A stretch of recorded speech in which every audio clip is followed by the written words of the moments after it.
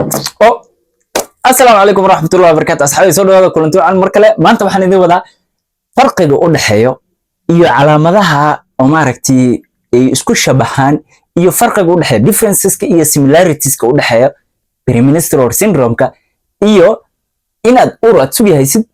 inaad kala ogaatid haddaad rabtid haddii waxani uur ay yihiin xanuunkan iyo caabo maaragtay dhibaatadan ku haystay inay uur ay tahay mise inuu dhiiggaaga uu soo socdo xaaladii loo yaqaanay premenstrual syndrome-ka aad ku jirtid sideed ku garani kartaa muuqaalka dhamaysan fadlan meel walba joogtiin hakii labana channelka subscribe like and share kana ugu galna farqiga u dhaxeeyo PMS-ka premenstrual syndrome-ka iyo early pregnancy symptoms-ka waa maxay sideed ku garani kartaa uurkaaga inuu uur aad tahay hooyo hadda uur cusub qaaday aad tahay mise inay waxaan dhiig caadi iska yihiin sideed ku kala garani kartaa haddaan ugu galo premenstrual syndrome-ka sidaas wuxuu yahay waxa loo yaqaano hormoonadaadii iyo maaragtay jirkaaga ayaa isbedelaya isbuuc ka hor mise 10 maalmood ka hor mise adi isbuuc la iska dheh intuu dhiigu kugu dhicin jirkaaga emotionally waad isbedelaysaa physically waad isbedelaysaa iyo maaragtay adigoo idil isbedel baa kugu dhacaya waxaad ku weeraraysaa marka haddii aad xaas tahay in uu uur uu yahay mise in ay caadadii ay soo socoto ayaa maaragtay tashuush baa kaa galaya oo shaki baa kaa galaya in waxaan ay dhiigga caadiga uu yahay oo bishan dhiiggaaga caadiga uu bilaaban rabo mise caadadaada inay dhuntay oo uur aad qaaday marka PMS-ka sidiisbu wuxuu taaganaanayaa oo maaragtay uu ku haynayaa 6 maalmood ilaa 10 maalmood oo maaragtay intii caadada kugu dhicin ka hor caadada maalinkii kugu dhacdana uu tagay asagana kuma haysto oo maaragtay xanuumadii way dhamaanayaan oo ku haya xanuunkii caadada caadiga ayaa kugu bilaabana haddana ugu galna farqiga u dhaxeeyo PMS-ka calaamadaha PMS-ka iyo calaamadaha uurka farqiga u dhaxeeyo waa maxay haddaan ka bilowno arinta koowaad calaamada astaanta koowaad oo dhiigga ah PMS-ka sidiisba ama premenstrual syndrome-ka marxaladda intuu dhiiggu kugu dhicin ka hor dhiig ma jiro xaaladani wax dhiiga ma lahan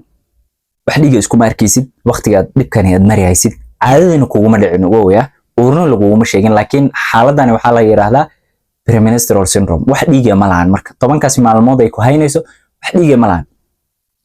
uurku ima marka uurka cusub wuxuu leeyahay waxa loo yaqaan light spotting-ka dhiig yar oo light spotting-ka maxaa keenaya wuxuu kugu imaanayaa in maaragtay implantation-ka oo kuntii markay bacrimantay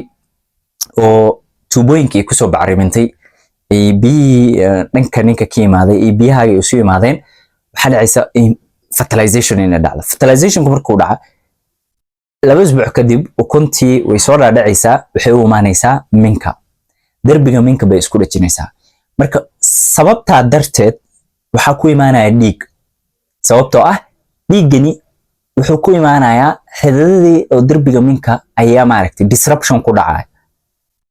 qalqal yar baa ku dhacay xididadii baa dhaawac gaaray waxyaalo yar baa dhacay dhiig sidoo buu ku imaanaa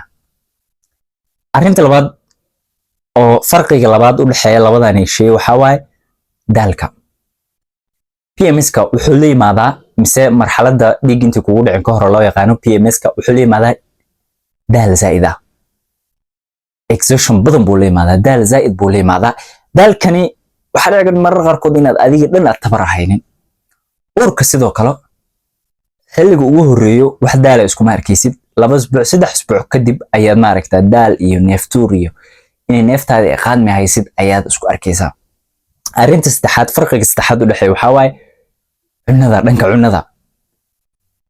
PMS-ka siis wuxuu leeyahay in aad maaragtay u crave garaysid oo hami zaa'id ah oo ka gala dhanka cuntada sida cunnada macaanka sokor badan inaad rabtid oo maaragtay wax macmacaan aad rabtid chocolate aad rabtid intuu dhiigu kugu dhicin ka hor waa dhankani haddaad u imaadid oo uurka ah waxa dhici karta in maaragtay ay cunooyinkii aad jeclaan jirtay ay ka hor imaadaan food aversion wax la inay kugu dhacaan ayaa dhici karta arinta kale oo maaragtay in aad ka digtoonaatid loo baahan yahay oo farqiga u dhaxeeya uurka bilowga ah iyo PMS-ka farqiga u dhaxeeya oo ah nausea and vomiting-ka labalabada iyo mataga. PMS-ka wax labalabo uu leeyahay ma jirto, wax matag uu leeyahayna ma jirto, laakiin uurka markuu cusub yahay matag iyo labalabo ayuu leeyahay. Arrinta kale oo inaad la socotid loo baahan yahay waxaa waaye abdominal pain-ka. Hoostaasi hoose may ku xanuunaysaa, halkaasi hoose calooshii hoos may ku xanuunaysaa. PMS-ka cramps badan buu leeyahay, xanuun zaid buu leeyahay oo qabad dhankaasi hoose ah. Marxaladda dhiig intay kugu dhicin ka hor waxay leeyimaadaan xanuumooyin oo dhankaasi hoose oo zaid ah in laga qabto. sidoo kale dhanka kale uurka haddaad fiirisid wax xanuun zaid ah lama imaanayo, waxay la imaanayaan keli mild maaragtay xanuun yar oo dhiig yar la jira, qabad yar oo dhiig yar la jira in aad isku aragtid. haddana aan u guda galno calaamadaha ay isku shabahaan waa maxay marka? calaamadaha ay kulligooda labadaba dhiigan maaragtay marxaladda PMS-kana ay qabto uurkan uu qabo oo maaragtay isla wada qabaan kulligooda similarities ku dhaxeeyo oo ay isku mid ay ka wada yihiin. maxaa waa arrinta koowaad? waxaa waa dhabar xanuun inaad isku aragtid labada marxaladoodba, dhanka uurka iyo dhankaniba in aad xanuun oo dhankaasi gadaala isku aragtid. arrinta kale waxaa waaye madax xanuun joogto ah inaad isku aragtid ayaa dhici karta. arrinta kale waxaa waaye kaadadaada inay badanaato. arrinta kale ayaa ah maaragtay inuu calool dibir uu kugu dhaco, calooshii maaragtay ay ku istaagto, calool istaag uu kugu dhaco. arrimaha kale aad isku arki kartid waxaa waaye in aad maaragtay ay wax loo yaqaano dhanka naasaha inaad bar aad ka dareentid xilliga uurka iyo xilliganba inaad bar zaid aad dareentid. arrinta kale waxaa waaye jawigii inuu kaa qaldamo oo maaragtay cabsi zaid aad dareentid. dhankani still aad cabsi aad dareentid, aad xanaaqaaga uu bato iyo maaragtay dhibaatooyinkaaga ee bato. calaamadaha unique u ah waa maxay marka oo uurka kaliya ku kooban? calaamadahani kuma arkaysid PMS-ka, laakiin uurka kaliya ayaad ku arkaysaa.